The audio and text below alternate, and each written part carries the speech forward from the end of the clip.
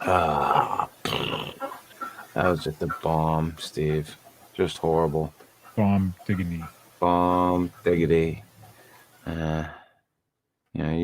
You with your fucking selling your Corona masks. Oh. I thought that was fucking general knowledge. No, I didn't sell any of that stuff. Why would I stoop to that level? Yeah? Yeah. Oh.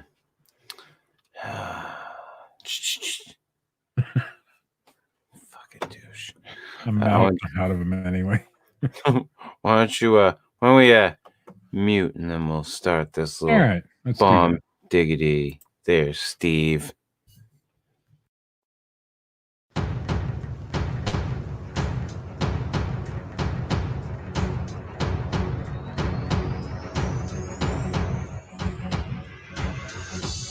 Once a week, three laddies come together from distant lands to talk about Bigfoot, Martians, ghosts, time travel, chupacabras, and the Sweetwater legend. I think we're all huge fans of the Sweetwater legend. This is the Fortean Slip with your host, Chris York. Say no to Quaaludes? Fuck no. Wait a minute. No. Say yes. Co-host, Steve Alcorn. Like, take a break, shut my camera off, grab a sandwich. And sometimes special guest, Matt Knapp. Just accept it for what it is and just watch it and enjoy it. They don't know who you are. They don't know what you want. If you're looking for entertainment, you may have come to the wrong podcast. But what they do have is a very particular set of skills. There are no cows. No cows? No. No cows were harmed in the making of this incident. We often wish that your relationship went much like that of the praying mantis. I thought that was a reference to everything being green. Yeah, sure you did. Carry on, gentlemen. I'm going to do something else for a little while. Wow, Steve, would you like us to stop the program so you continue to do your shit? You're about to witness the strength of creep knowledge.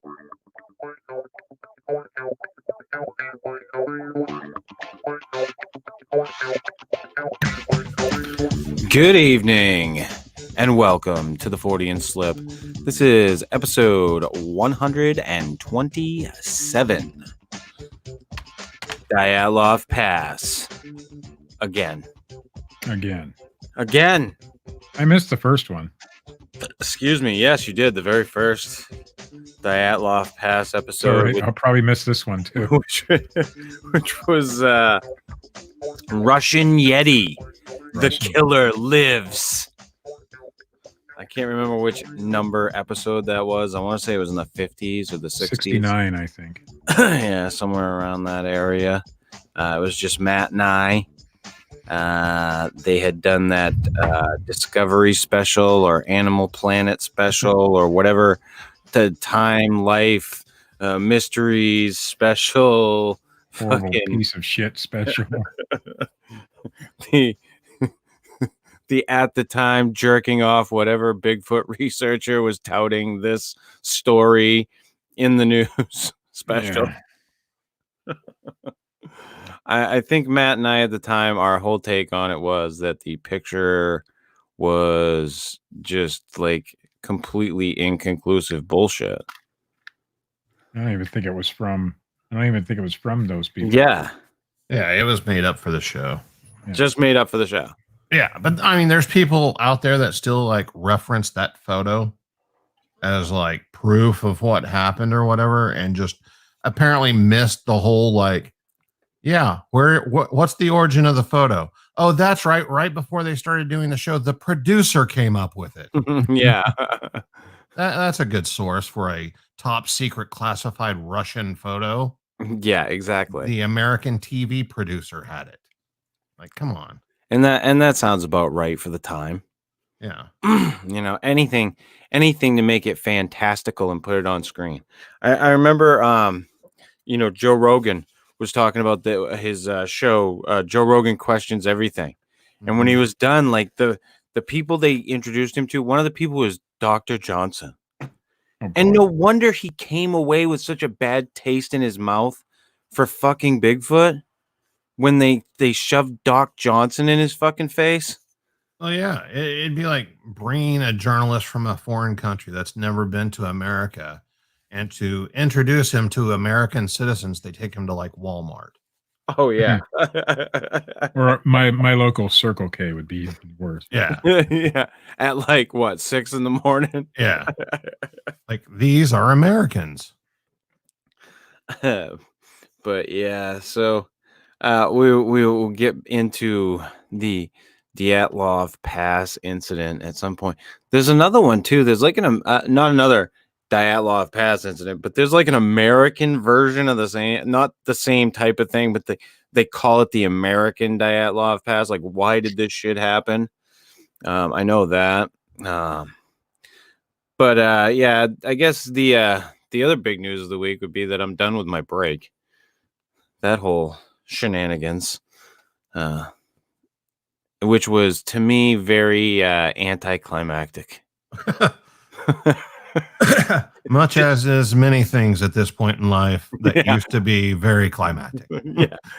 So, did you get my long message to you in the middle of the night? I did, and after checking my phone and seeing that message, I realized that the live video feed was going to be much like Christmas morning, something I would be missing entirely in my older years. Like, sorry, I'm here to support you. I've got your back, but I knew that was going to happen much sooner than I was going to be awake. Oh no, I knew that. I knew you weren't going to be awake for that. But when I woke up last night, I had messaged you because I literally I woke out of a dead sleep at like 12:15, and I said, "Fuck, my break's over. Fuck it." So I grabbed that in my little container and I took a nice little hit and sat back. And I said, So I took another little one. I don't go crazy with it, just little ones. And then I sat back and it hit me. And I was like, And I was like, yeah, I'm not going to sleep. Yeah. So I picked up my book, my Kindle. I'm in the dark, complete darkness in the bedroom. Picked up my Kindle, opened it up, and read for like an hour and 15 minutes. And like I went deep. Like just fucking tunnel vision on the book. Totally into it. It felt great, but it was very, to me, the whole thing was very anticlimactic. I was like, I guess I expected a little more out of it than what I was going to get. But I had said to Katie, I said, the big thing for me was it seemed very mundane. Just another thing. Yes. Did I make a huge, for me, accomplishment? Yes, absolutely. But in the end, like, was that like some big thing? No, it really wasn't. It was good. Everything's fine. I didn't go crazy. Woke up in the morning, had like a very little one with my coffee, sat back, relaxed, waited, had the one at 11 when I did the live stream, which was on, did that on my bong. And then I had a couple of puffs like after I got back from dropping off my son this afternoon. Nothing, didn't go crazy. It wasn't like every, so however much I used to do it before, which was a lot. But I didn't, just really kind of tried to kick back and enjoy it. It seemed like it gave me a little bit of energy. I cleaned like half the fucking room. Did a bunch of other shit. Yeah. But I was just like, man, it wasn't that crazy. And then someone had said something about, hey, what's, I'll be looking forward to what your next thing is. And I got thinking about that, like really thinking about it. And I was like, shit, maybe I should do something else. It doesn't necessarily have to be along these lines, something else that I want to do to change something, just take like a month or whatever and just do that. not necessarily broadcast it on my personal page, but just throw it up on the like page, whatever. Or something that might be cool to do. I don't know. I've never heard you mention that before, so this just popped in my head. Maybe if you didn't take a month to stop doing something, but took a month to do something that you've never done before.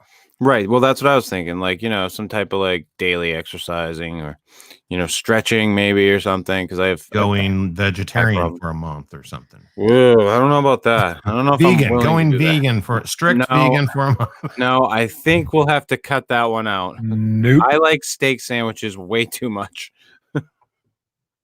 Way too fucking much. For the record, there was a point in time in my life where I ate vegetarian.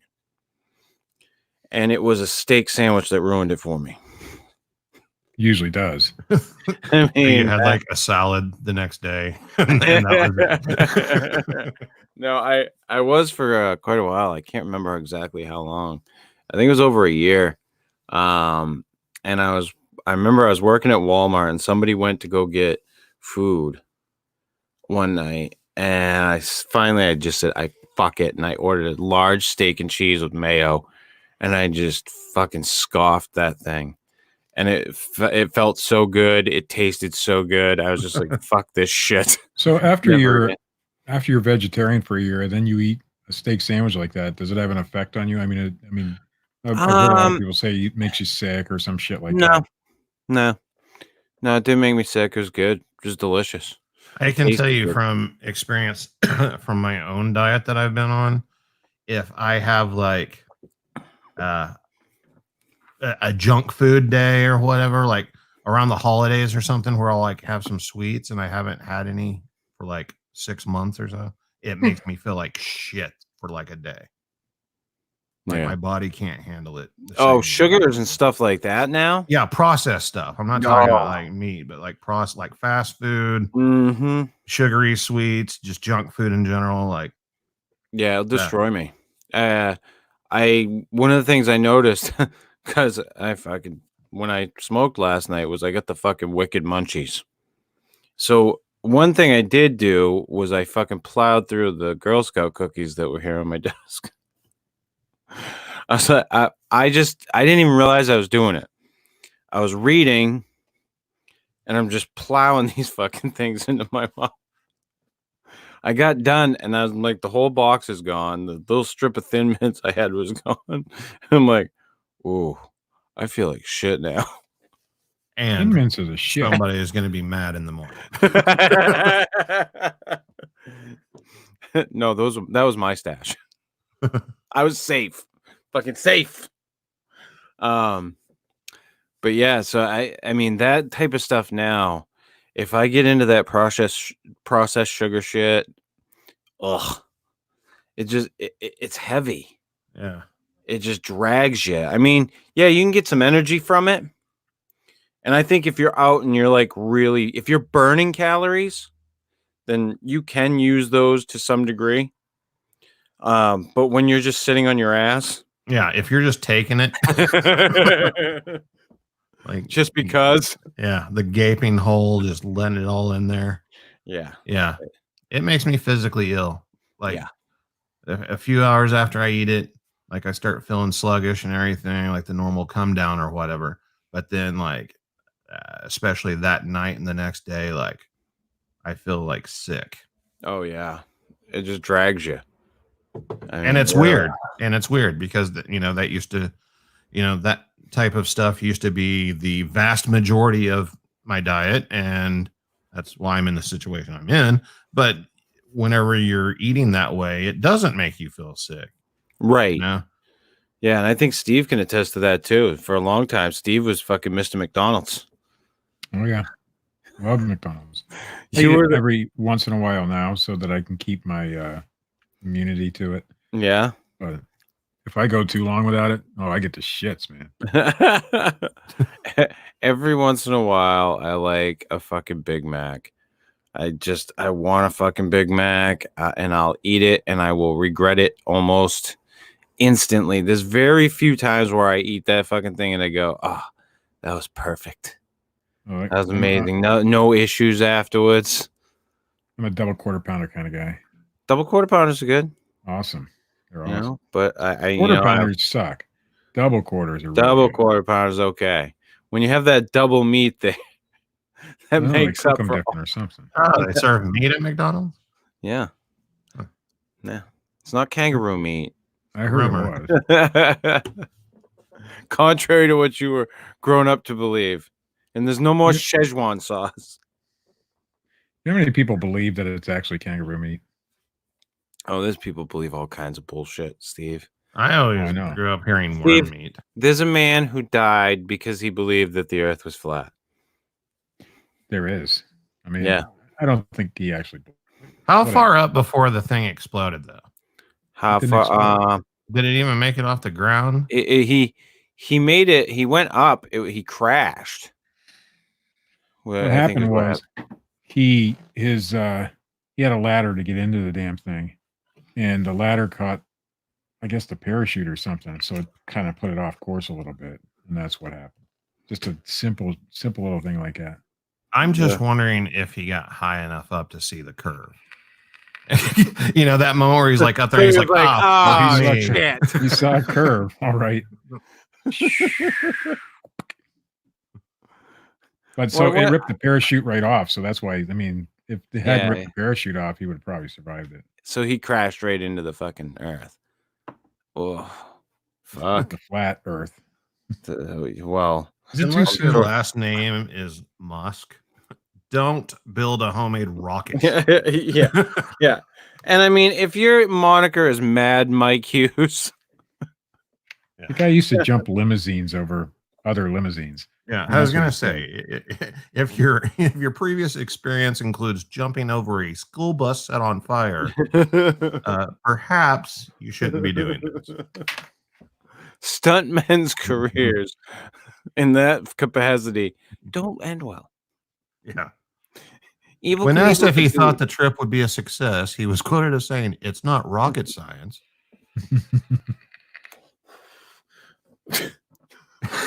I would like to apologize. That was fake news, and You're proud of not that. funny. You're very proud of it. Don't lie. I was. if I I had was. if I had a crash sound, it would have been fucking Yeah. play. Much like his attempt, Matt's joke. suddenly I realized that my joke was off trajectory and that it wasn't going to end well. Oh shit. Oh, I shouldn't take so much pleasure in that.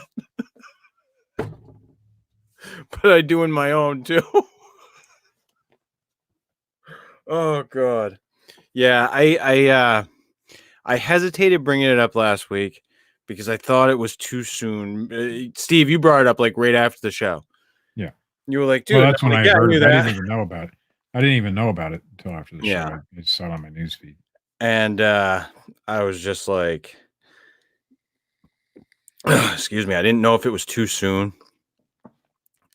Because he just died. Like, I didn't want to seem like completely cold-hearted. But a week yeah. later, it's okay. A week later, you know, enough time's passed. Time plus tragedy equals comedy, Steve. You can't do the Ari Shafir. I don't even know who that is. Oh, yeah, that one fell flat on its fucking face, too.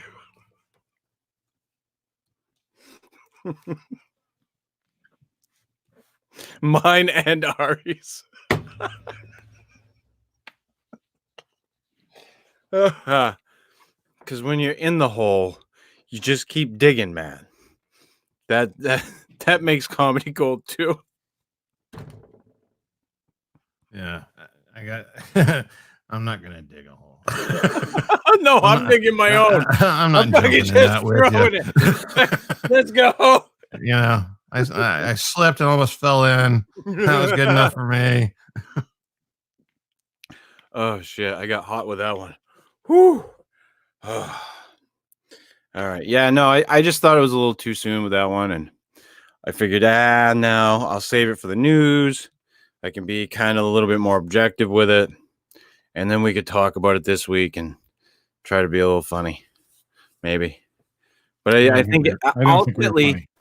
ultimately, I think it was tragic. My ultimate take on it is that it was tragic. The dude died trying to prove something stupid, in my opinion. I don't think he was really out to prove it, though. I think that was just his thing. Yeah, You think he was just tagging it? Yeah. I could buy that completely. Well, you got a lot of backing from those kind of people, but yeah, who else is going to back a guy who makes a homemade steam-powered fucking rocket? I know, right? The flat Earth people. They're into that steampunk stuff, right? Well, they're into stupid shit is what they're into. I love how the documentary, they're like, yeah, we're going to prove this, doing this, and every attempt they made to do it failed. And they just kept making excuses. Well, yeah. I mean, if he had been successful and landed and was like, oh, man, yeah, I saw the curve, they'd be like, oh, they got to him. Yeah. Somebody got to him. They got to him up there. Yeah. He was a plant this whole time. Yeah. Have any of you seen that Flat Earth documentary? I can't. You can't do it? I can't do it. Oh my God. It's so, it's just, it's out there. It's stuff you can't fucking imagine. Like that they're just like this laser thing that they try to do to prove that the Earth is flat. And yeah, I saw the highlights of that. Right, of that experiment. And, you know, they every single time they're like, well, you know, and they're making excuses for it. And they're trying to just like prove their theory, not like be objective like you should. They're just trying to prove their theory. And then they had that, what was the gyroscope thing there where they were trying to see that the Earth was spinning and it was a sphere based on that. And every time it came back that their findings were wrong, they were just like, well, we're going to try to encase it in this instead. Yeah. I was just like, what? Get the fuck out of here. But it's funny, you know, I'm sure there is. I'd like to see a compilation of their reactions. Because whenever it first comes back, they're always like, huh. Yeah. As they try to figure out like why it failed, other than the fact that they're wrong. Every other reason that we can come up with besides we're wrong will be presented within the next hour and a half. But again, that's like a lot of this shit is like Bigfoot, UFOs, et cetera, et cetera. It's, you know, a lot of those documentaries are presented in a way where it's like we're very biased in this direction. Right. And unfortunately that's become kind of the way with documentaries now too. But there's a lot of bias. If let's say 80% of the population believes that the Earth is round, which is not true because it's more like 99.9999%. Right. But let's just say your demographic believes the Earth is round, and you produce a documentary proving the Earth is round. Nobody's going to watch it. Right. Yeah, nobody's going to give a fuck. I don't need to sit here for 2 hours to be explained something that I already know. Right. That I understand as fact. Yeah. I mean, unfortunately, documentaries have fallen the way of seeking the same sort of sponsorship that any sort of entertainment television gets. And they're just out to make money, you know? Oh, yeah. Ratings. Well, I was just looking back on like the Making a Murderer stuff. And like how much of that was like left out of that. Yeah. Like how much of the trial, how much of the evidence, et cetera, that was left out of that documentary. And if you have all of the pieces, he doesn't look as squeaky clean. No. You know, let's face facts. He does not look as squeaky clean if you look at the facts. And then people try to point to the prosecutor with stuff that, you know, happened. And it wasn't so much the prosecutor because they point to like shit that had happened. But they also point to that the fact that stuff that happened had no bearing on the trial. You know, so you get into this whole wishy-washy area. However, that documentary is so fucking biased in the direction of that guy's innocent. And anybody who tries to tell me any different is full of shit. Like that, though, the people who made that documentary want you to believe that he's innocent. And that's if he's not innocent, then an entire law enforcement agency went out of their way to frame and cover up a murder and pin it on him after he had already been falsely accused and imprisoned once before, because he like pissed off his cousin who was married to a cop or some shit. Right. Like, wow. Okay. Yeah. Don't piss her off, apparently. I mean, seriously, what the fuck? So like that one, I have issue with it because, like I said, it's so fucking biased. And I think it's sad that that's been the way of documentaries these days. Seems like they're all that way to me now. And, you know, a lot, like I said, a lot of these, the stuff that we watch when it comes to the supernatural or Bigfoot or UFOs, whatever the case may be, there's a lot of bias there too. I think there's overwhelming that happens. Extremely amount of watering down as well. Well, that's an easy way to create the bias that you're looking for. Yeah. Or to direct it in that way. By watering it down, you're not answering all the questions. You're leaving things open to interpretation. I mean, we know all about that, Matt. No, you know? We know all about that. You know, leave a comment with your thought. What do you think? Yeah. Somebody asked me just recently, like, are Bigfoot really as dangerous as all the stories? Because, you know, like, I believe I've had my own encounter and I believe they're living on the property that I own and they've never tried to attack me or anything. And like other people I know, they've never tried to attack. And I told him just flat out, I said, look, the reason that myself and other people get on the air with Bigfoot witnesses and talk about the scary, dangerous encounters where Bigfoot attacks and all that is because that's what people want to hear. They don't want to hear about the Bigfoot that just like crossed the road and the guy got a glance of it as he was driving down the logging road. You know, they want to hear about the Bigfoot beating them on the outside of the cabin, trying to get in and kill everybody. Yeah. I mean, what do people watch MMA for? What do people watch NASCAR for? Any reality television show. You watch for the wrecks, the drama. You know, that's what you watch for. And, you know, it's of course people are going to be stirred in that direction. Right now, I mean, with Kobe Bryant's helicopter crash, you know, there's a big deal going on with the release of the crash photos or whatever. You don't think they didn't get paid a lot of money to release those photos? Oh yeah. Like people are clicking on them. Yeah. Yeah, it's so true. If it bleeds, it leads. You know, I never watched, the videos that came out where, the reported terrorist organizations like beheading the American captives and stuff like that. No, I never watched I never watched those videos, but millions and millions of people did. Yep, they did. You can tell me, hey, this is a video of somebody being held captive, getting their head cut off. I don't need to see that video. Mm-hmm. I don't have the desire to see that video. Yeah. But millions and millions of people do. Look at the Mr. Hands video. I never watched that either. You know, that is a video. Little bit different, but yeah. A little bit different. But hey, it's very macabre, very dark. Exactly. It's a bestiality video where a horse fucks a guy to death. Well, that is the truth. That was on the internet. I'm sure, like somewhere, if you look for it, it's still out there. But you know, people watched that video in droves. 2 girls, 1 cup. Yeah. Joe Rogan even promoted that video.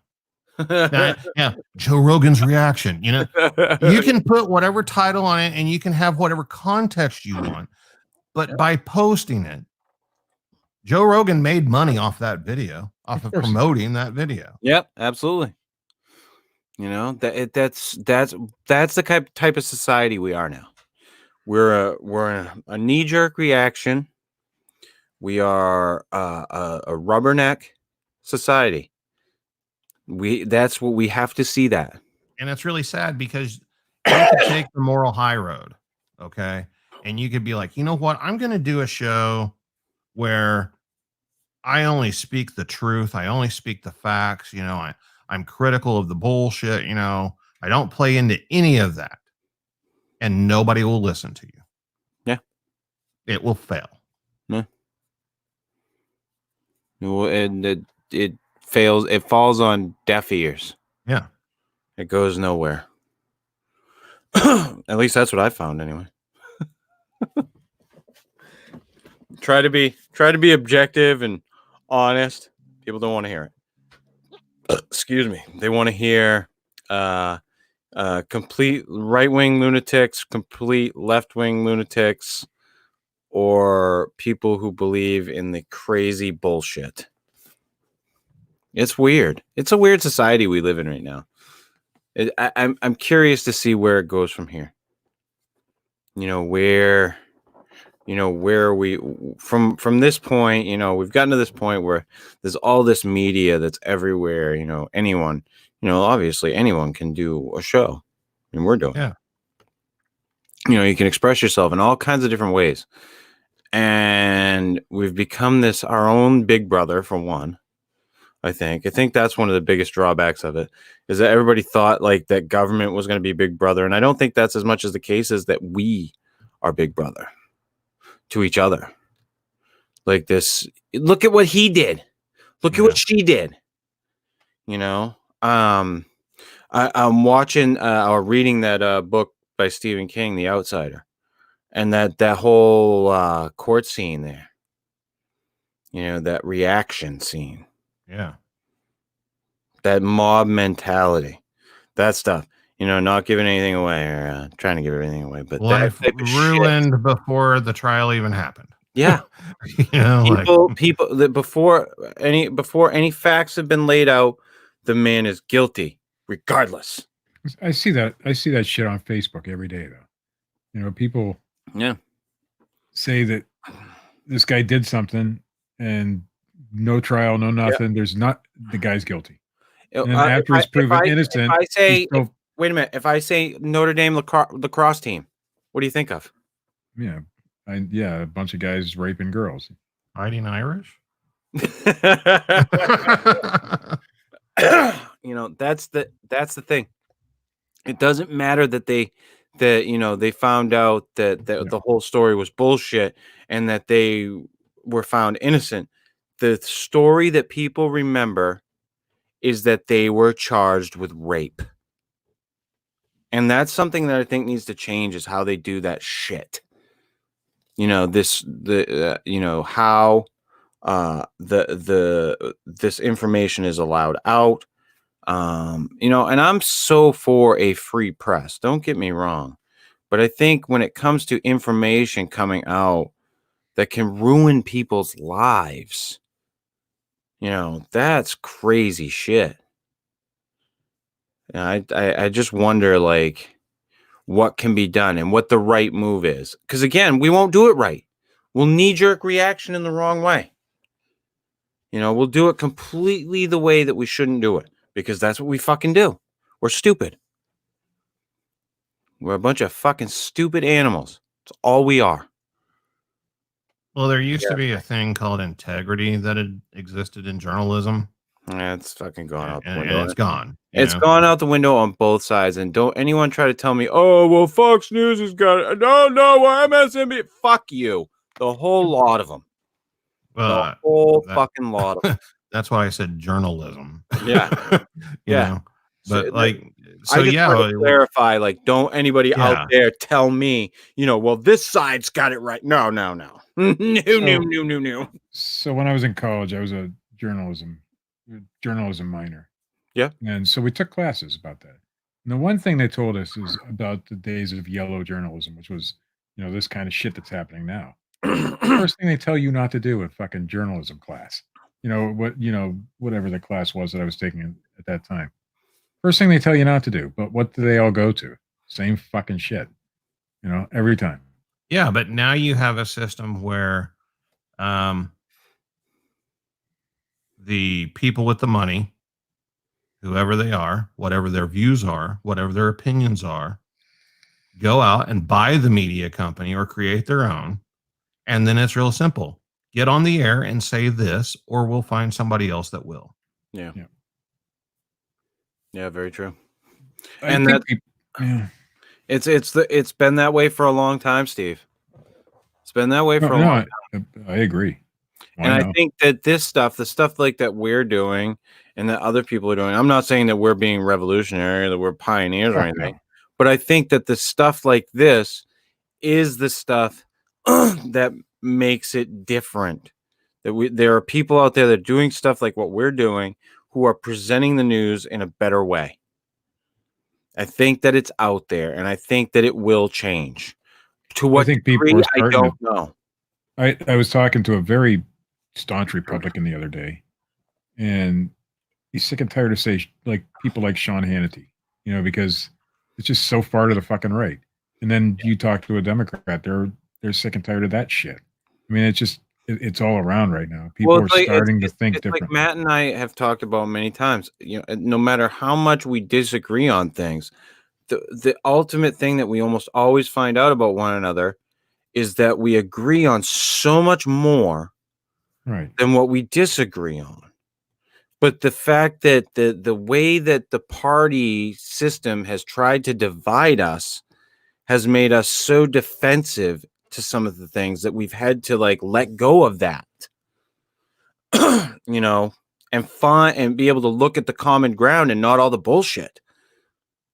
That I think that's the ultimate thing, is that people just need to realize that we have so much more in common than we have different, and move from there. Get the fuck away from that shit. It's ruining shit. And I wish we could have unbiased journalism. I don't know the answer to it. Like I said, I think that America will knee-jerk react and they'll fuck it up. I can tell you the answer. Human nature. I can tell you the answer. Oh, right. Go ahead. Artificial intelligence. I was just gonna go robot overlords. A machine is just going to put the information out. They're not going to spin it. Right. Unless they're programmed to spin it. And artificial intelligence should take that aspect out. Whether it would or not, I don't know. Yeah. Maybe they'll spin it in favor of robots. However, there are people who state that there can't be made right now an artificial intelligent creature or program, whatever you want to call it, without bias, because we will inherently program it with bias. Based on, even if we do it based on statistical models, those statistical models have biases in certain directions. Well, robots, machinery, whatever you want to call it, software also can't recognize tone and situation. Yes. Which apparently a lot of journalists also have a problem with these days, depending on which side of the fence you're on and what you say. If you're a politician and you say something about oh, I could just kill that guy. Oh, threaten to kill that guy. Yeah. It's taken too far. All of it's taken too far. I think it's gotten disgusting. But yeah, that just falls back on us, though. It does. Information and process it and try to do your own research and figure out the truth.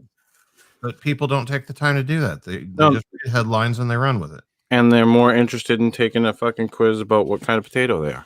Right, because that takes 30 seconds as opposed to an hour, and then they can post it online and go, oh, look, I'm this type of potato. Yeah. Idaho Gold. Yeah. Oh, fuck that. Anywho, Dyatlov Pass again. This they have reopened the case on this over in old Russia. A year ago, 2019 was the time, and I thought that the way that Katie had told me she sent this to me, she's like, I went really deep, and it got kind of crazy long, and so I was like, well, hey, I'll open up the Hangout a little early. We'll go over it, and I open up the thing, and it's so well put together. I'm like, I don't need to go over any of this with you. Like, the way you set it up is pretty much perfect, which it pretty much is. I mean, she went over some of the stuff with me, how she had laid it out, but it was open. Let me look, because that's down at the bottom. It was early in 2019 was when Russia announced that they'll be reopening the case, but we will get to that later. Excuse me. But in summary of the original case, or facts of the original case, in February of 1959, 9 Russian hikers died in the Ural Mountains of Western Russia under extremely mysterious circumstances. The event has been famously named the Dyatlov Pass. People say it all kinds of different ways. Incident. After the leader of the hike, Igor Dyatlov, 8 of the 9 group members, 7 men, 2 women, were young, accomplished college students, but they were all very highly experienced in hiking. Also, all except for the oldest group member were very well acquainted with one another, having gone to school or hiked together before. The plan for their expedition was to reach a specific mountain peak that was rated the highest difficulty to hike during the winter months. They began their trek from an abandoned mining town on January 28th, expecting to return by February 12th. When they had not returned by the 20th, search parties were engaged. On February 26th, they found the group's abandoned tent. It was half torn down, covered with snow, and had been cut open from the inside. All the group's necessities, like their shoes, food, tools, and other vital supplies, were all left behind. Leading away from the tent towards a tree line were footprints left by bare or socked feet. The search party followed prints to the tree line, where they found 2 bodies and remnants of a fire. These 2 men had only ripped undergarments on. 3 more corpses were found between the tent and the tree line, each separated by about 100 to 200 feet. They were frozen in positions of motion as if they were headed back to the tent. They were wearing more clothes than the first 2, but still not their full hiking gear they would need in these conditions. The last 4 hikers were not found until months later in May. They were found deeper into the woods of the first 2 bodies, even further away from the tent. They were found in water, a creek that was flowing underneath a 15-foot deep snowdrift. 2 of the men were fully clothed in hiking coats and boots, but the other 2 were wearing minimal clothing. It is believed they died on top of the snow. More snow drifted over them, and they sank down into the stream with the spring melt off. Their journey up to the point of their deaths was well documented through diaries and cameras. There were individual diaries and a group diary that all the members contributed to. Through the pictures, it seems that the trip started off with a happy and playful mood amongst the members. But the final pictures were much more somber and show a sense of tension. The summary of injuries. Autopsies ruled their deaths as freezing violence accident, quote, which is rather vague. It is rather fucking vague. Many people do categorize the autopsies as 6 being hypothermic deaths and 3 were from traumatic injuries. However, not a single corpse was without physical injury of some kind beyond exposure. One of the men found in the tree line had a severe burn down the length of one of his legs. This is also the location where they found remnants of a fire. It is believed these 2 men died before the others because the other half of the burnt pants were found on one of the women found at a different location. 2 of the corpses had severe chest injuries with their rib cages crushed in. 3 of the corpses had varying degrees of crushed skull injuries caused by blunt force trauma. 2 of the men had gloves in their pockets, but had bare and severely frostbitten hands. 3 of the bodies had matching specific U-shaped abrasions on their bodies. All of the bodies and bruising and bloody abrasions to the face. All of the bodies and bruising and bloody abrasions. Am I reading that one right, Katie? I should have said all of the bodies had bruising. Had bruising and bloody abrasions to their face. Okay. All of the bodies that were found face down actually had cadaver marks, pooled blood, and fluids that settled after death on the backside of their body, which indicates they had been turned over after their death. This includes the bodies that were found between the tent and the tree line that appeared to be in motion, crawling back to the tent. That could have been done by animals. Yeah. In my opinion. 3 of the corpses had ligature marks on their wrists and or ankles and other signs of restraint as if they'd been tied up. I didn't know that. Several of the bodies had boxer's knuckles, tore up hands as if they'd been in a fist fight. They also had significant deep cuts across the length of their hands. They went fucking crazy. Cabin fever. 6 of the corpses were missing facial soft tissue, not uncommon in a cadaver out in the wild. However, 4 of those 6 were the ones found in the running water. The water exposure could account for the absence of soft tissue, as it clearly accelerated their decomposition. Even the 2 not in the water could have had the soft tissue eaten by an animal. Yeah. 3 of the bodies had bloody foam in the lungs. This can be caused by both freezing to death or trauma to the lungs. One of the men had a strip of skin missing from his hand. That skin was found in his mouth. He was also missing other chunks of skin that was not found. Dun, dun, dun! He's fucking alive. Started eating himself. Isn't that like a Stephen King short story where the guy just starts eating himself to stay alive? Did you ever read that one, Matt? Seems like it. Yeah. That one's brutal. A majority of the injuries were inflicted while still alive, but there are a few injuries that were shown to be inflicted post-mortem. Interesting. Any questions? Steve, you still with us? I'm about to fall asleep, so I'm just listening, man. You just taking it all in. I've nodded off a couple of times over here. You have? Oh yeah, that's good. You know, I mean, maybe I should start doing some ASMR videos. I don't even know what that is. You don't know what ASMR is? I've heard the term.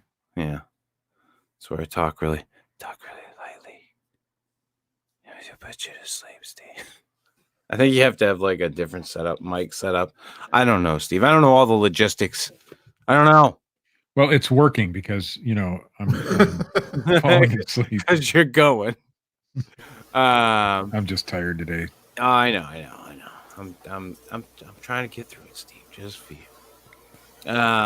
Some important facts, some strange and important facts about. Yeah, get to the weird shit, man.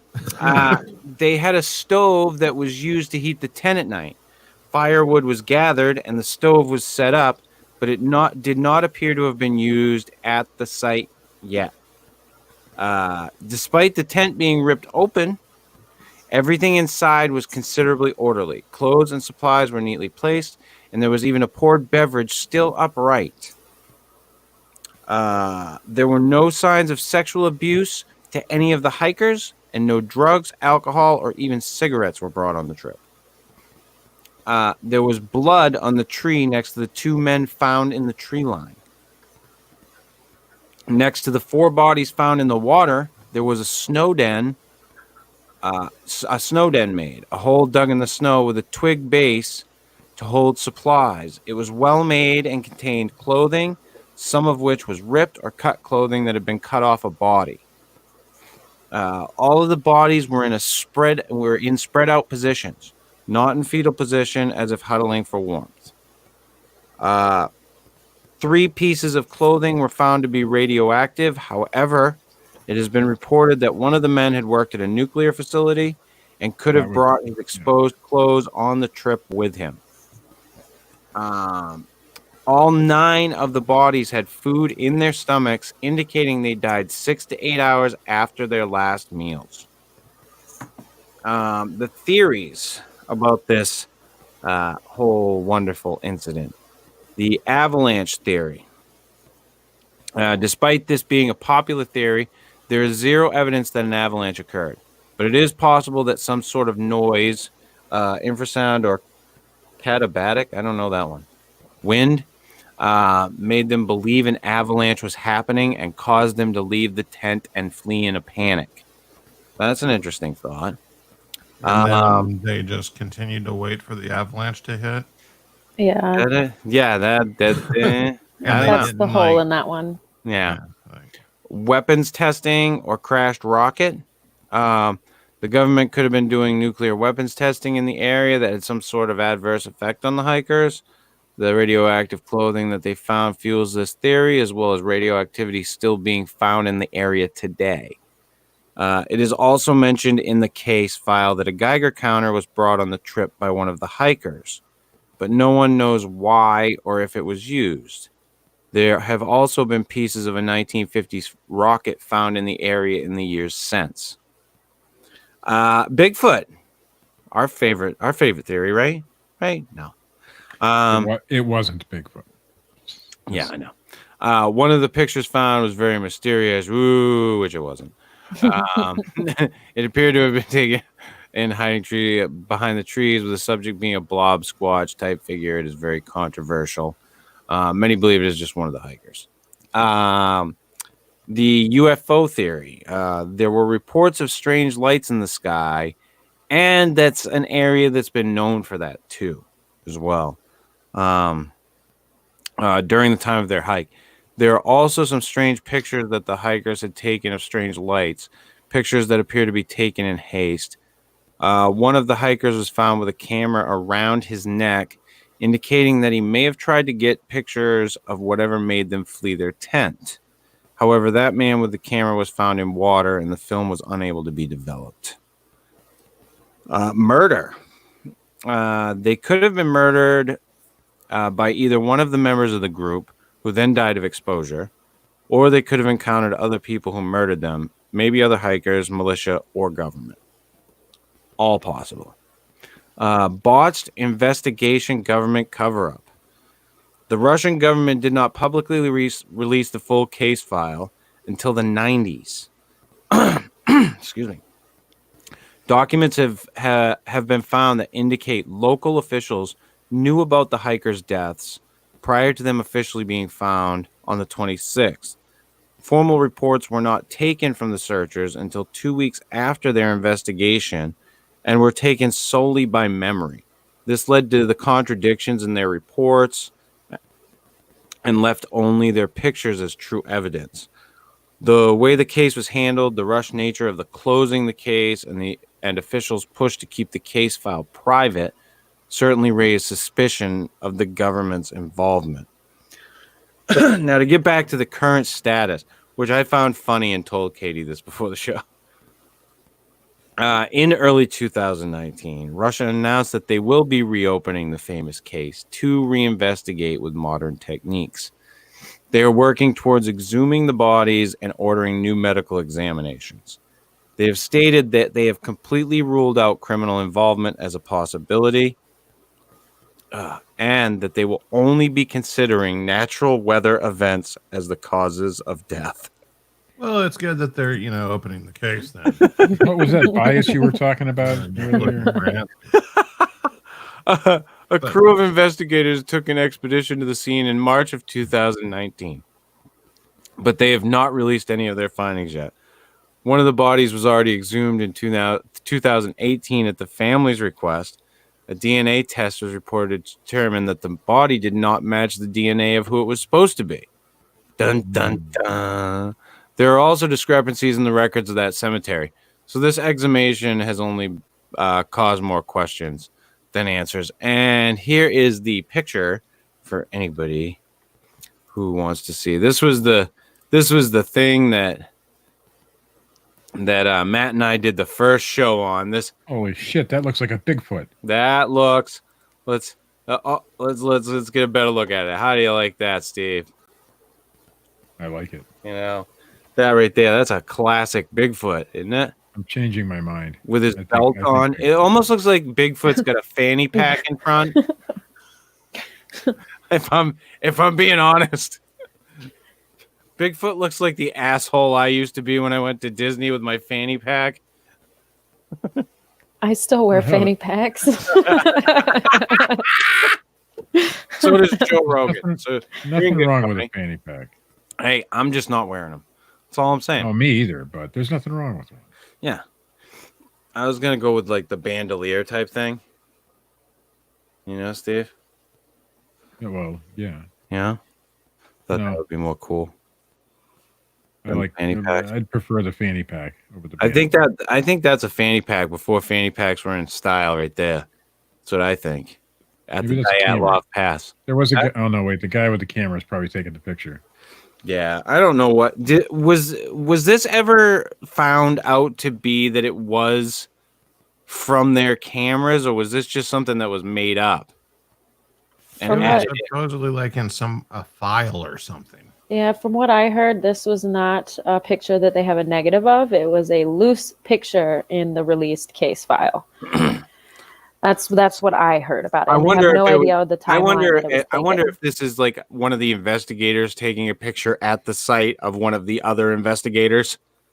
Well, it actually could be because that was one of the things they did in the investigation was went out and tried to reenact what happened. Right. Oh. So that I wonder if that's what that photo is, because I mean it definitely looks like there's some kind of like clothing on that figure. Yeah. to me. Or it's one of those photos where like, hey, you know, I'm going to take a photo of Petrie whenever he comes back from taking a shit. Yeah. And we'll make fun of him for it, man. Yeah. You would have no way of knowing where, if there's no negative or anything, you would have no way of knowing if this is the first day they were out, the last day they were out. You don't know. You Or know nothing completely about it. created in Photoshop or Yeah. Yeah, but I don't know. And I don't know that anybody else knows. And I don't think the Russian government's going to try to get to the bottom of it either, based on what I read. like one of the victims, like their family at the time and afterwards are convinced for whatever reason the government was involved. Yeah. The weird thing though about the idea that it was the government or the military, because a lot of people think they stumbled across something that they weren't supposed to, so they got killed for it. But they weren't shot. Right. You know, the Yeah. bodies weren't destroyed, because another theory is that whatever happened, that the scene that was so weird and strange was actually staged to throw the investigation off. But you would think that if it was like the military or the government or something, That they would have There would staged be- it a little better. well, they would have had like gunshot wounds, and they would have probably just burnt the bodies or something, or taken them back with them, and nobody would ever hear from them again. Well, I wonder if it had been, you know, if it was done like that, if it was like military thing, like what you were saying too. But why wouldn't it have been like wrapped up like way neater when they investigated? Like there was all this bullshit that happened in the investigation. Like one of the lead investigators like quit, or wouldn't like go with the original findings or something like that, if I remember correctly. There was some tomfuckery going on there. But why was there any tomfuckery? Like if it was a military thing, if it was like they were covering something up, why wasn't it neat? Right. Why wasn't it in a neat package? Because they could have like sealed off that area and like, we haven't found the hikers yet. You know, Right. It's And a then year just- later. Like we can take our time. And release the information as they wanted to. Yeah. If it was a military thing, I don't buy that it was. I mean, Americans generally distrust Russia anyways in modern times. And you're talking about like Cold War. hardcore Soviet freaking communist Russia where like no information gets out. Like that's what to me makes it weird is the aspect that it's clearly covered up, but why? But why and to what degree? Yeah. You know, how much involvement is there here? Which I find totally interesting. I mean, of course, I don't think one of the hikers gone into it how many fucking times now? Yeah. Did the hikers take a Geiger counter with them, or did one of the investigators forget their Geiger counter and left it there on accident? You know, the whole radiation thing comes into play. And like, you know, what you read said that clothing had radiation on it, which, you know, makes sense with the idea that the guy worked at a nuclear facility and could have brought contaminated clothes. But some of the articles I read said 2 of the people were found to have high levels of radiation, not clothing, just the people themselves and multiple people at that. So, and it's hard to find the true information still to this day. Right. The reports are so conflicting. Yeah. That you're just like, okay, well, why? If we could get a clear story, a clear and concise story, then maybe we could have a clear story, a clear look at what happened. But I don't think we're ever going to have that. I don't Which think in itself is weird because it's just a group of students that were like out on an adventure and something horrible happened to them. So why all this? Yeah, if that's how simple it was, that's the $1 million question. And I don't think it'll ever be answered. America has a story about a pass called the Donner's Pass, which seems way more horrific. And we know what happened, and that happened a lot longer before this. Well, then you have the American Dyatlov Pass, which is another what they call the American Dyatlov Pass. It's not the Dyatlov Pass incident. It's not even near the same fucking thing. It is one of those very strange set of occurrences that happened to a group of men, in the cold. And all signs point to that they should still be alive. But they're dead. And that's interesting.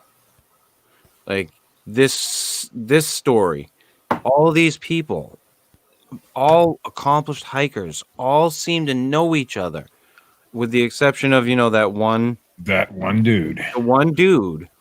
What was it? A case where one dude tried to kill everybody and then died from exposure or had help? But how does one guy take on a whole group? But yeah, exactly. But why? This is why I think that there's a good possibility that this whole thing was staged, because they always mention the cut in the tent. Well, the cut in the tent implies we had to get out of the tent because something was happening in the tent and we couldn't go out the normal way, so we had to cut our way out this way. Right. But nothing in the tent's disturbed. There's no signs of a struggle inside the tent. There's no reason inside the tent to indicate why they had to get the fuck out of the tent. Right. How did they know? Unfilled. How did they determine that the cut was from the inside? They had a lab. They sent it to a lab that did microscopic testing on it or whatever. Okay. Yeah. I suppose you could figure that out. They even determined that it was one big, long, clean cut, not where it had been jabbed and then ripped. It was cut the whole way. Maybe they went to light the stove that they were heating it with, but obviously they said it hadn't been used, though. Yeah, no, hadn't been used. Maybe everything was kind of set up like they were getting ready to cook dinner. Yeah. Yes. There was a drink still in the tent, sitting there, hadn't been disturbed. So whatever happened quickly. Yeah. Yeah. I like they thought maybe an avalanche was coming theory the best. Although then you go and sit under a tree and freeze to death when the avalanche doesn't happen, you don't go back to the tent. Yeah. Well, what was the weather like? Was it snowing real heavy? Maybe they couldn't see to get back. Who knows? I don't know. Nah, neither do I. The thing that really got me through it all is experienced hikers who hike in the cold. You don't leave your tent. Like, that's your lifeline. That's your only chance of survival is your tent. So what made 9 experienced hikers flee their tent? Walk away from their tent. Right. And 2 of them huddled under a tree and built a primitive fire trying to stay warm instead of going to the stocked wood stove that they had access to. Right. You're right. How far from the tent were they? Yards. Like, it was like, what was it? The tree line was a third of a mile away from the tent. That's not that far. No, it's really not. But they were traveling through their expedition previously to this night. Their average speed traveling was 1 mile an hour. That was the progress they were making in those conditions. So wow.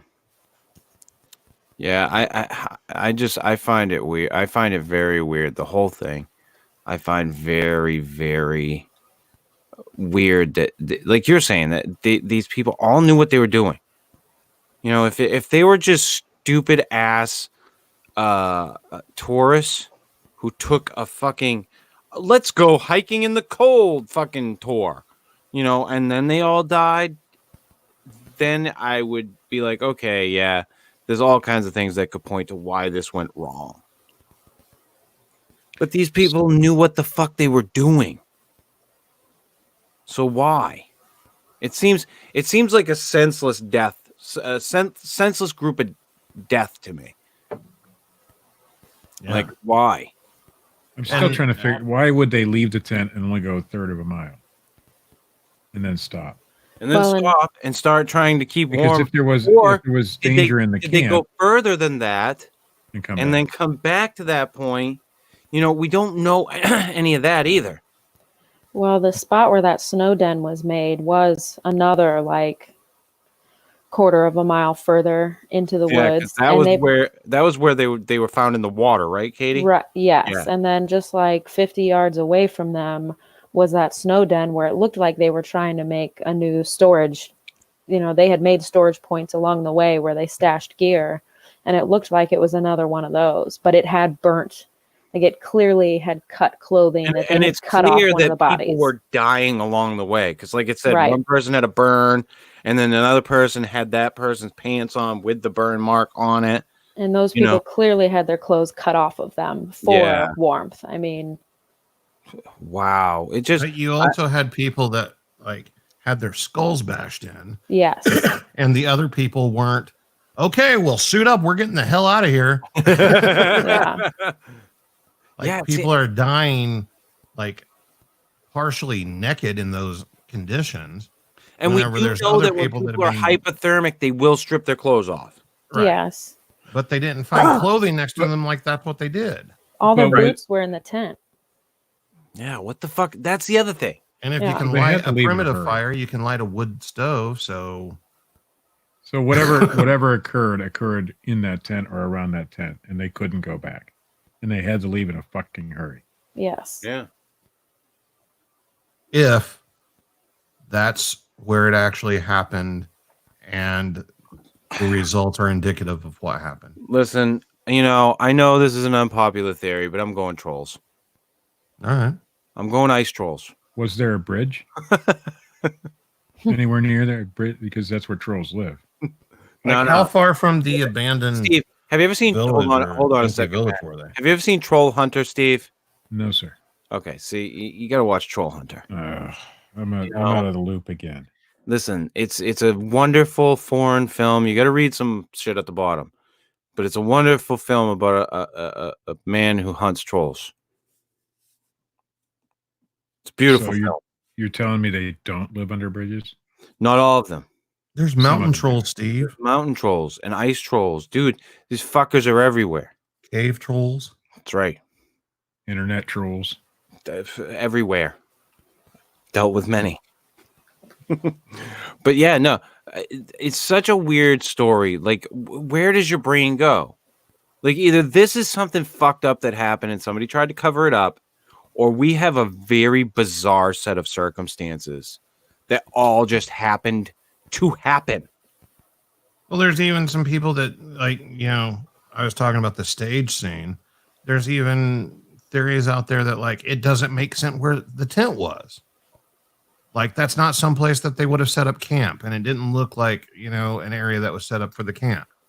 And that's why a lot of people think the whole thing was staged and like the tent was put there on purpose and all this and like, what the hell? Yeah, no, I the more I dig into this case, the more it makes me go, what the fuck? Why did this happen to these people? And will we ever get an answer? And the general thing that I keep coming back to with that question is no, we won't. We'll never know. But it's a bizarre set of circumstances. It's a bizarre set of events. Crushed skulls, internal injuries, broken ribs, hypothermia, fucking radiation, matching wounds. How the fuck do you get all of that together into one fucking thing? That's what I want to know. I don't think we're ever going to get the answer to that from the Russian authorities. I think Band of gypsies. That's my band of gypsies in the fucking Yes. cold. Yes, cold gypsies, ice gypsies. Well, actually, that was another theory that there's like a local tribe that lived in the area, and they thought that the tribe killed them. See, Game of Thrones. Yeah. All right. I don't know. I'm confused. The whole thing confuses me. It confuses me on a level I can't explain. I just can't. But I don't think it was Bigfoot.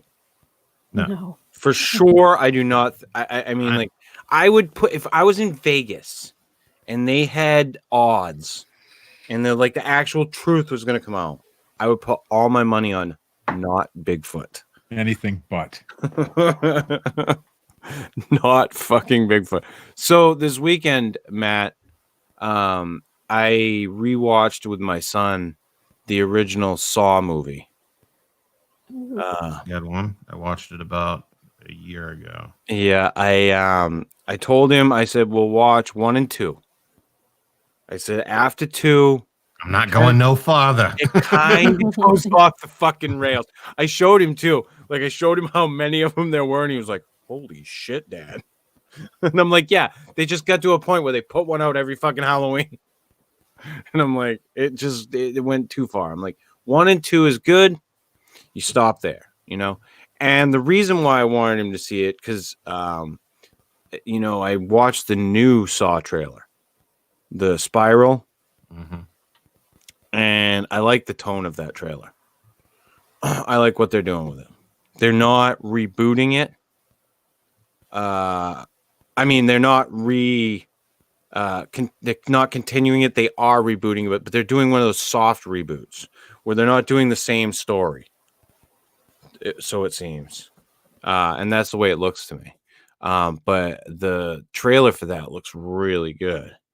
And I showed him the trailer for Candyman, which I think looks amazing and is not a reboot. That is a continuation, which I think is really cool how they did that too.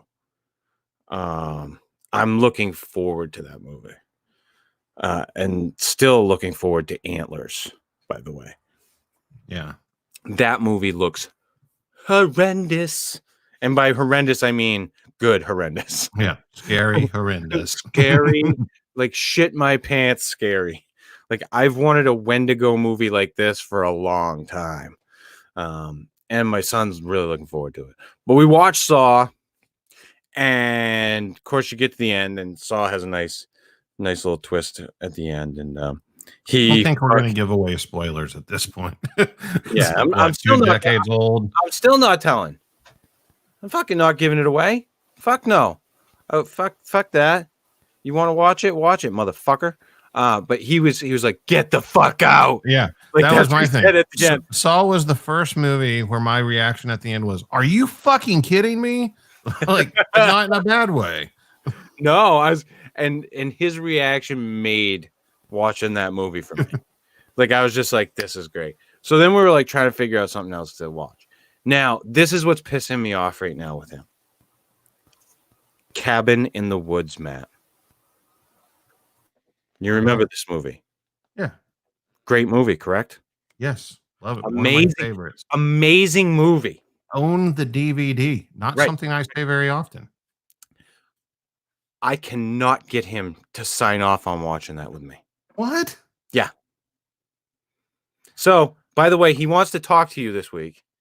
Okay. I need you to help me convince him to watch Cabin in the Woods. I'm serious. 3 weekends in a row that he's come over, I've fucking scrolled by that movie, and I'm like, "Oh, come on!" And he's like, "Ugh." And I'm like, "Dude, it is an amazing movie. It plays on so much, like that you've already seen in movies. You got to watch this movie." Ugh. So I've got to convince him somehow. But anyway, so we get past that, and I find Children of the Corn.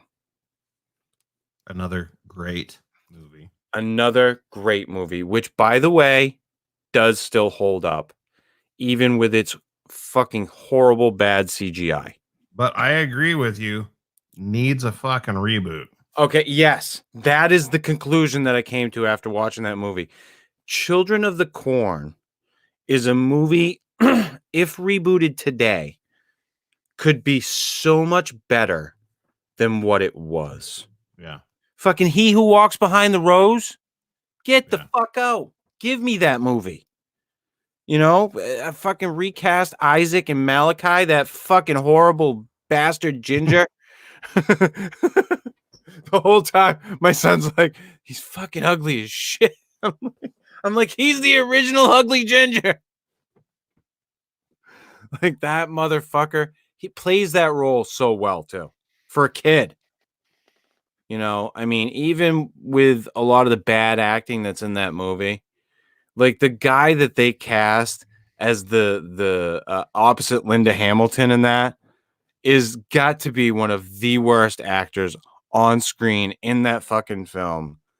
Here's the thing about Children of the Corn. As a child, you know, my grandparents, we had a lake house that we would go to all the freaking time. Like, they would be there after school on Friday to pick me up, and we would come home on Sunday. My bags were packed on Thursday night.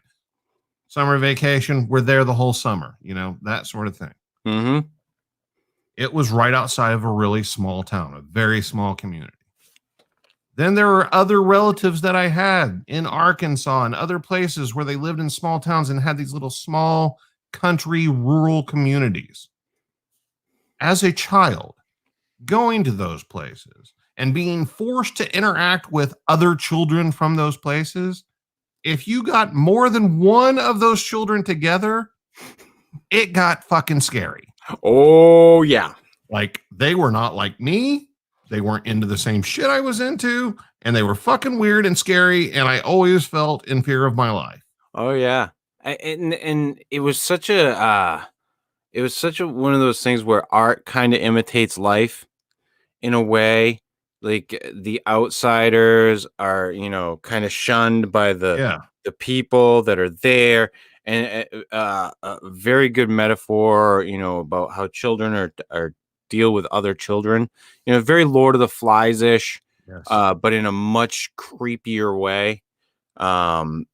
And oh my God, just the story, I got thinking back to it, and it's such a great little story. And if they rebooted that today, I mean, Eli Roth, get on that shit, you know, get on that bandwagon. Because I would eat that shit up in a heartbeat. It was good even watching it again. Like, I watched with him recently, and it was a while ago now, but Silver Bullet. Still to this day. Busting out all the classics. Great werewolf film. You know? And I've never read the story Stephen King wrote. Cycle of the Werewolf. Yeah, I never read it. And I should have. It's one of the ones I probably should have. I think I have a copy of it somewhere, but I don't know where. I have a copy of it that's illustrated by Bernie Wrightson.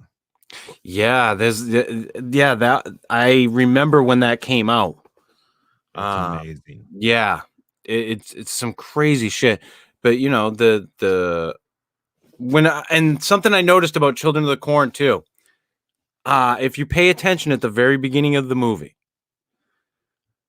there is one shot of their dashboard when they're driving down the road before they get to Gatlin that you can see Stephen King's Night Shift on the dashboard, and you never see it again. Yeah, I remember that. It is just in that one scene. You never see that book again. But that's the book that the story for Children of the Corn came from, which I thought was awesome. I thought it was a nice little nod. But I've so loved going down these horror paths with him because he's so into it. He loves it. You know what would be great? Children of the Corn reboot, screenplay by Joe Hill. Oh yeah, fuck yeah, yeah. I'd buy that for $1, maybe 20. Because he's already proven that he can like creep you out in a cornfield scenario. Oh yeah, in the tall grass. Tall grass. Yeah. Well, and here's the thing: I thought In the Tall Grass was a nice nod to his dad. Mm. I think that was like a nod to him. You know, because they did it together. Yeah. And there's certainly I watched the entire first season of Lock and Key. I have not yet. And I mean, his dad's influence is just all over it. Oh yeah. And like it's still like standalone, like different than anything Stephen King would do, but like certain characters you're like, oh yeah, that guy's right out of a Stephen King story. Yeah. And like I told you, when I read The Fireman, that his style is so much like his old man's, but it's you can definitely tell he's got his own unique thing. Yeah. That is not his father's. Because here's the thing. I went from reading The Fireman. I read Weave World after that. Then I read The Time Machine. And now I'm reading The Outsider by Stephen King. Because I wanted to give myself kind of like I wanted to cleanse my palate after Joe Hill before I read a Stephen King novel. And I definitely can now reading, his dad, I can see it a lot clearer. I was dead on. His character development is a lot like his father's, but he's got this something else.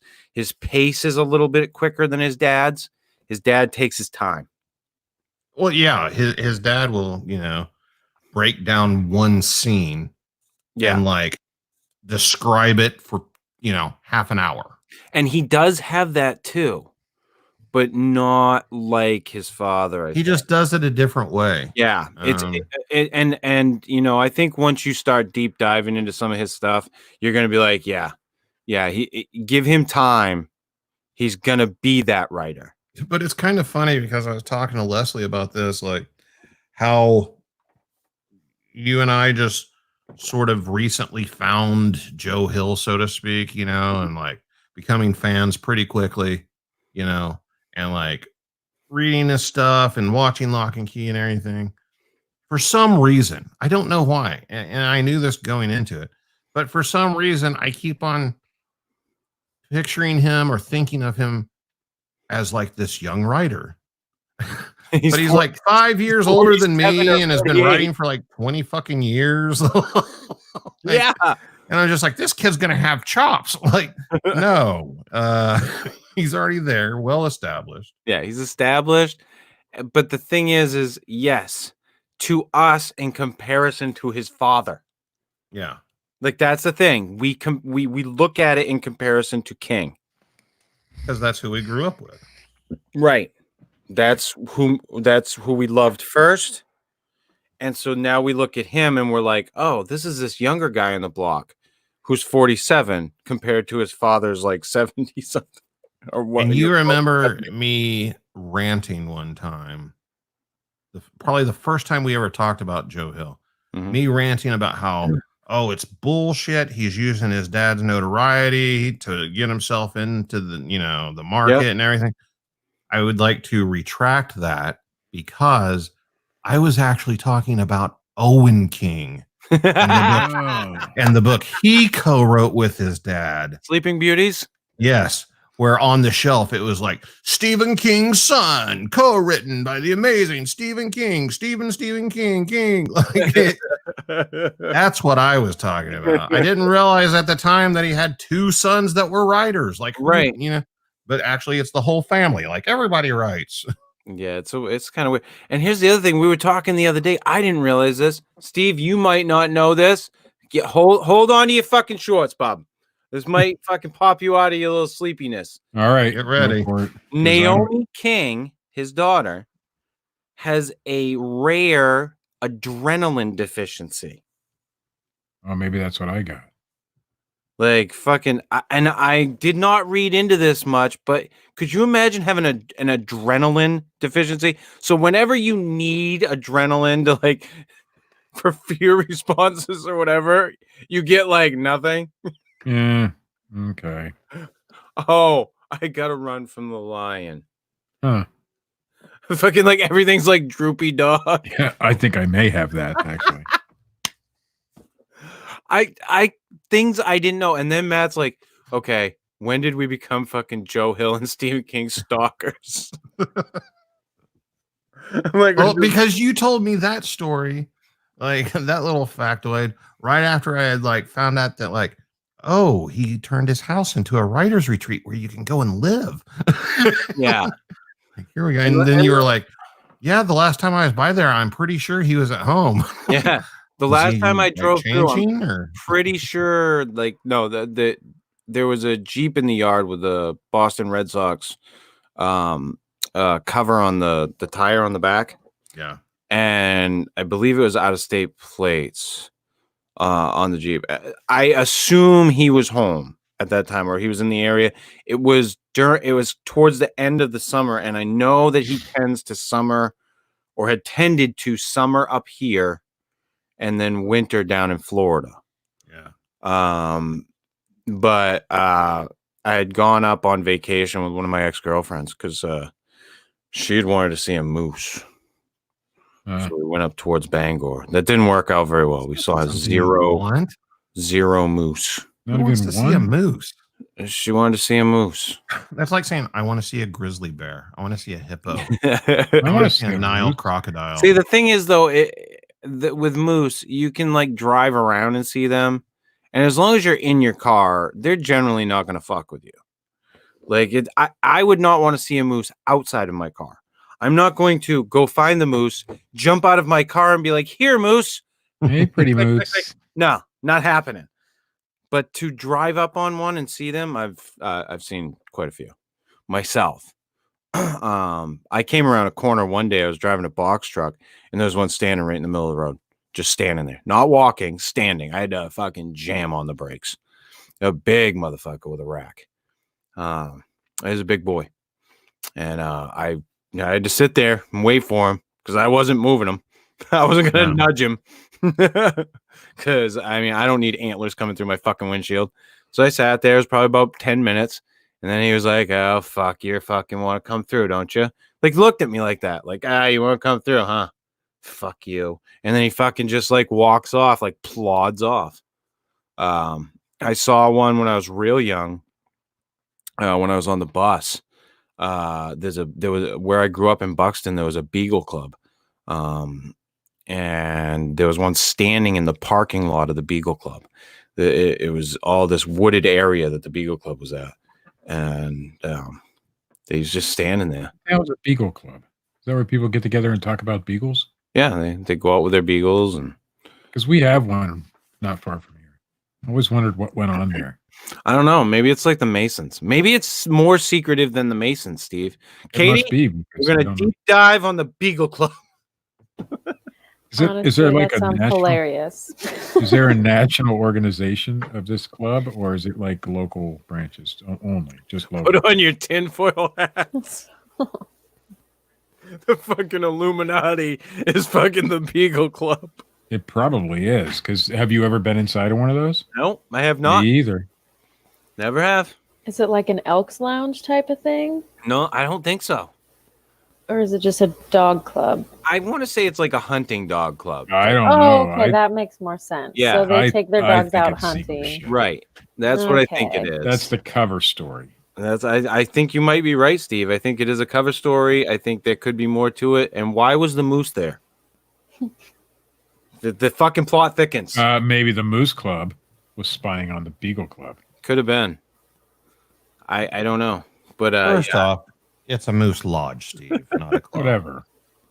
Secondly, yes, it's just a hunting club that uses beagles. They got to you, Matt. They got to. they got It's a well-known historic sporting thing that's Uh-huh. been going on since the beginning of Oh, time. they Yeah. really got to him. Now he's towing the party line and saying all the talking points. So you know nothing about fox hunts. Yeah. You do realize that those are beagles, right? Yeah, Fox and the Hound, Steve. Yeah, Beagle. I've heard of it. Sure. The Beagle Boys. Why is Matt so defensive of this Beagle Club? That's what Because I I want have a traumatic story about beagles, Steve. a dramatic story about everything, Matt. Well, This could be true.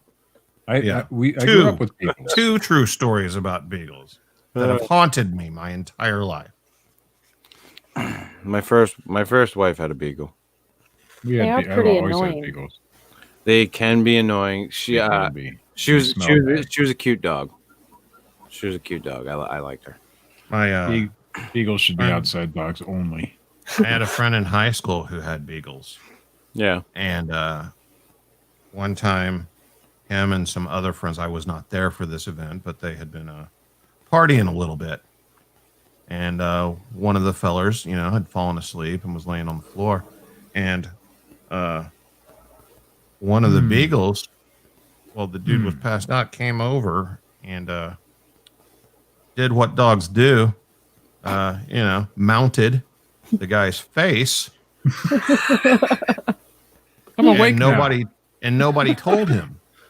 That one woke me up. And then the guy woke up and he kind of sat up and he had this puzzled look on his face, and all the guys apparently were just sitting there laughing. And my friend told me, he said he went and he pulled some beagle hair out of his mouth and was like, Ew. what the hell? Why does And my was- mouth taste like dog cum?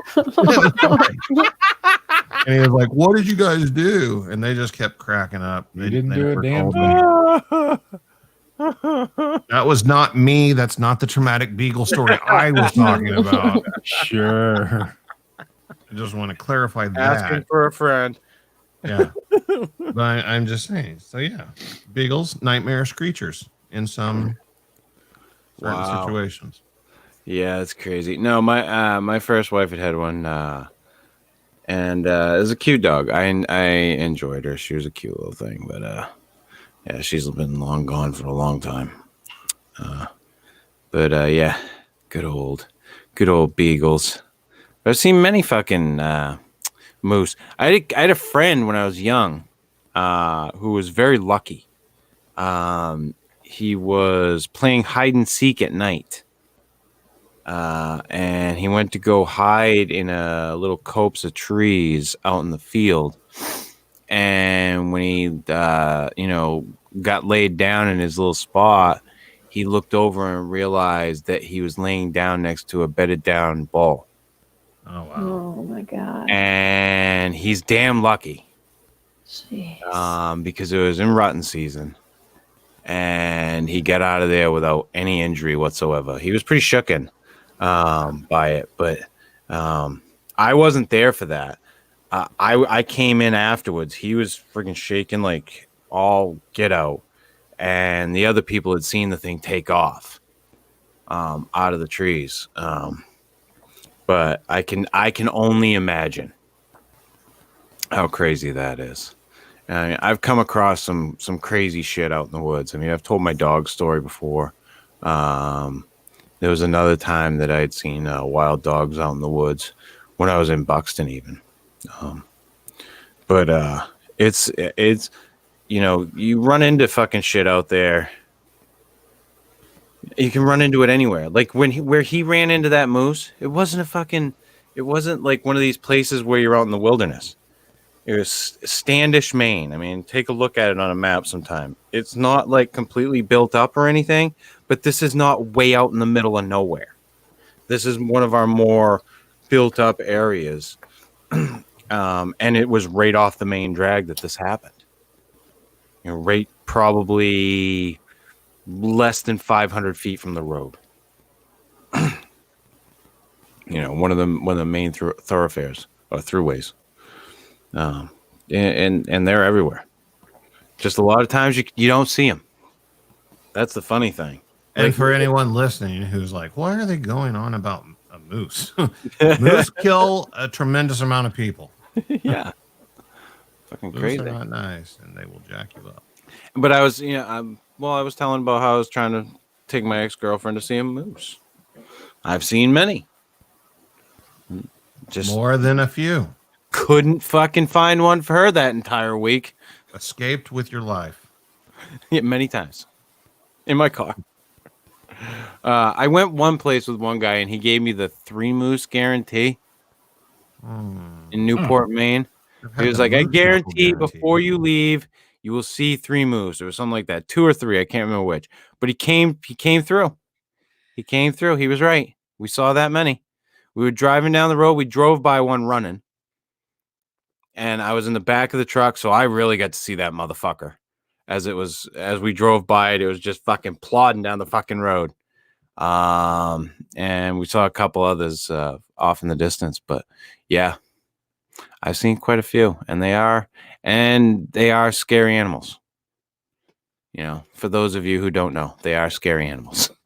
But they look so cute. Oh yeah, they look all cute, but they're big fucks. Hippos do too. They're dangerous. I want a hippopotamus. One of my favorite jokes, which I heard on the You Know What Dude podcast, is you know what keeps hippos from being the most dangerous creature in the animal kingdom? Fat shaming. Yeah, that wasn't very good. It's one of my favorites, though. Okay. I heard that on Bob Kelly's podcast. Can't remember who fucking told it, but it was funny to me. But anyway, Steve, you're tired. You look tired. I'm gonna take a nap. I'm gonna wrap it up for you tonight, Steve.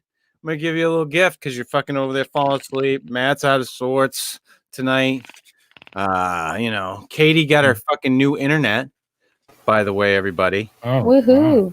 Katie got fucking internet. She's fucking rocking and rolling. It's working great. Yeah, that's awesome.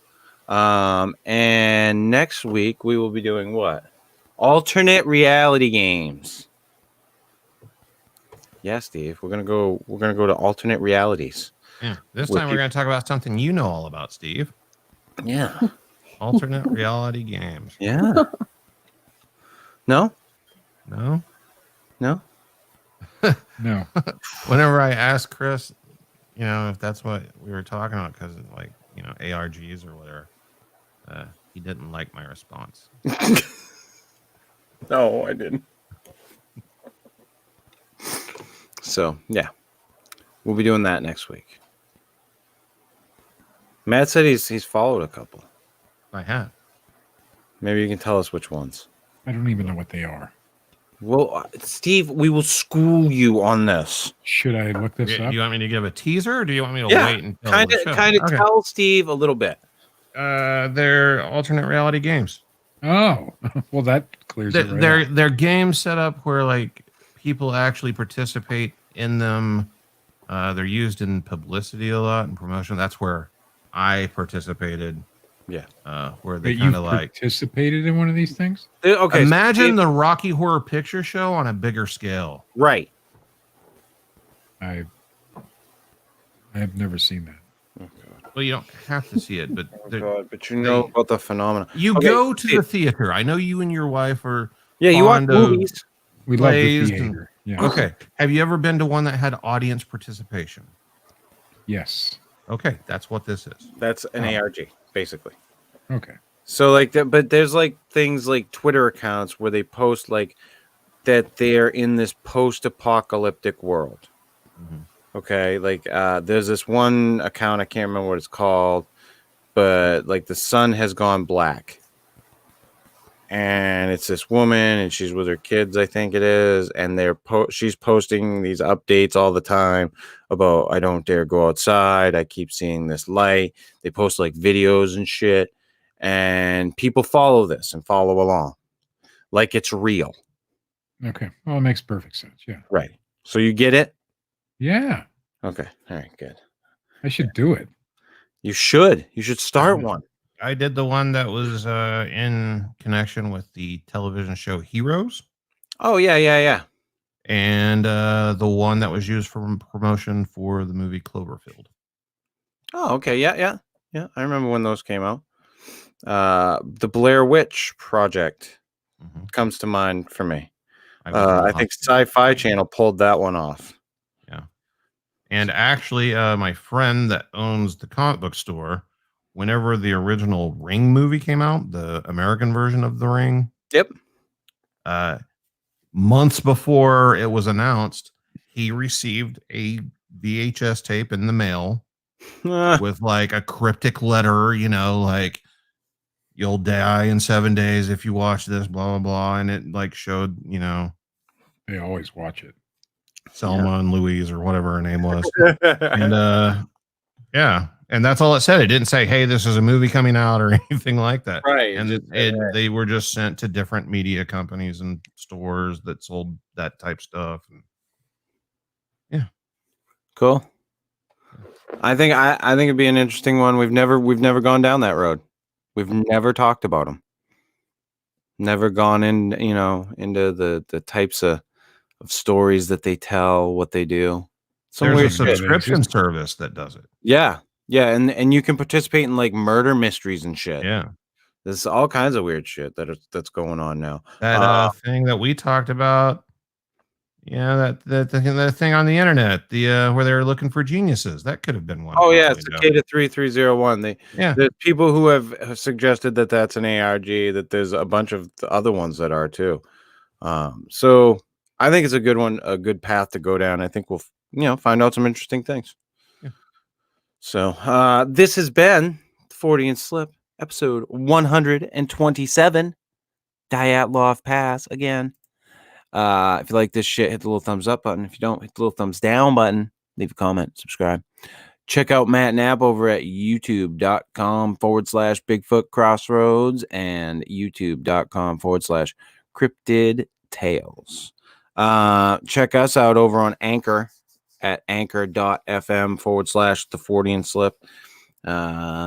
As always, the episodes get uploaded there not long after we're done with them.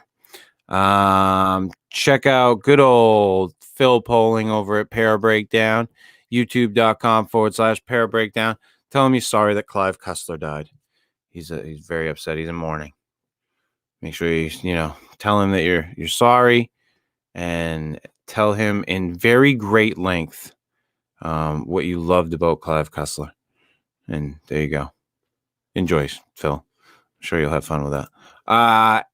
Check out our good friend Dred Funn over at dredfunn.com and youtube.com/Dred Funn. And last but not least, go over and check out our friends over at High Society Radio at the gasdigitalnetwork.com. Those guys are hilarious. That's Bronx Johnny, BK Chris, and Chris Stanley. And we will be back next week with your lovely stories of alternate reality games. Until then, see ya!